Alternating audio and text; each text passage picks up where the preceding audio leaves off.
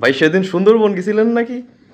হ্যাঁ হ্যাঁ ওই সুন্দরবনে গেছিলাম, জানিস না আমার বাড়ি সুন্দরবনের পাশে সাতক্ষীরায়। হ্যাঁ হ্যাঁ। তা ওই হয়েছে কি সকাল বেলায় ঘুমিতে ওঠার পরে আমার কিরাম জানি ম্যাচ ম্যাচ ম্যাচ ম্যাচ করতেছ, গায়ে বল পাচ্ছি না। তো মনে কর তোরা তো জানিস যে আমরা ওই সুন্দরবনের মৌচাক থেকে সরাসরি যেই মধু ওই জিভ লাগাই লাগাই খাই। তা ভাবলাম যে যাই তাহলে সুন্দরবনের ভিতরে যাই। তো সুন্দরবনের ভিতরে গেলাম, যাওয়ার পরে কিছু দূর যাওয়ার পরে মনে কর গভীরে যেয়ে দেখি সে বিশাল বড় বড় চাক, ওরে বড় বড় চাক। সে চাক আমার দেখে পরে মৌমাছি সাথে সাথে উড়ে গেল। উড়ে যেই মনে কর ওরা সংকেত দিয়ে গেল যে বস আসেন মধু খান।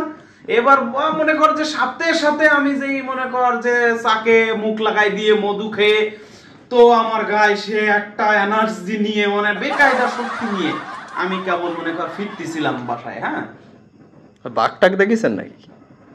কি কোষ ওরে, আমি যখন ওই মধু খেয়ে ফিরতেছি তখন একদম ওই সামনে সামনে মানে 5 মিটার এরকম দূরে বড় রয়্যাল বেঙ্গল টাইগার পড়ে গেছে।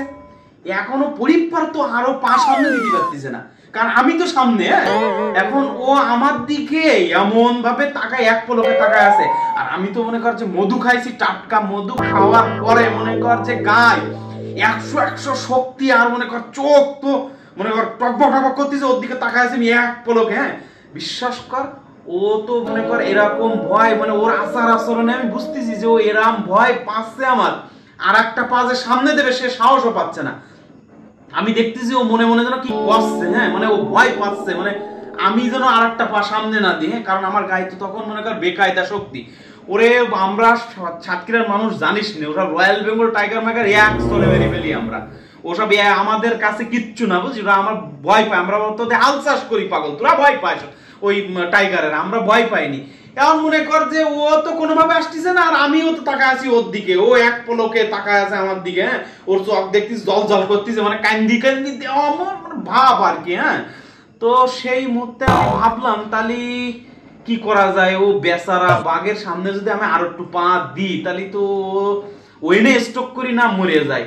তো আমি চিন্তা ভাবনা করলাম তাহলে আমি পিছায় আসি। তাই মনে কর যে আমি আস্তে আস্তে করি একদম। হ্যাঁ, পিছাই চলে আসছে। তা নয় বুঝলাম, তা মাথায় ব্যান্ডেজ করা কেন? মাথায় ব্যান্ডেজ কেন ও আর কোশনে বই আস্তে আস্তে আসছে যে পিছনে একটা গাছ আছে, ফট করে লেগেছে গাছে ঘা লাগে। মনে কর যে মাথায় একটু কাটি গেছে। আর বাঘ তো তাই দেখি মনে কর দৌড় মেরে, সে কি দৌড় বাঘের। আমি কলাম তুই থাম বাবা থাম, আমি তোরা ধরতেছি না, আমি গাছে আঘাত খাইছি। হ্যাঁ, মোটা মানতি নারাজ মনে হলো যেন আমি ওরে ধর মানে। ঠিক আছে, বাঘ দৌড় মেরেছে? তা হাত দেখ পাগল, বাঘ দৌড় মারা ছাড়া কি পাগল? আমরা সাতক্ষীরায় বাড়ি না, আমরা তো বাঘ দিয়ে হাল চাষ করি পাগল। আমরা জমিতে গরু গরু লাগাইনি, বলদ টলদ লাগাইনি, আমরা বাঘ দিয়ে হাল চাষ করি। দেখিস, দেখতে পাচ্ছিস এটা মধু মধু খাইয়ে শক্তি। আর বাঘ আমাকে দেখে ভয় পায়, আমাকে খুব শ্রদ্ধা করে, বিশাল শ্রদ্ধা করে। একদিন যাইস আমার সাথে সুন্দরবনে? আচ্ছা যাবানে একদিন। একদিন যাইস, ঠিক আছে যাইস। মাথায় ব্যান্ডেজটা একটু খুলে দেখান যাবে? না না, ব্যান্ডেজ এখন খুলে দেখানো যাবে না, মাথায় প্রচন্ড ব্যথা।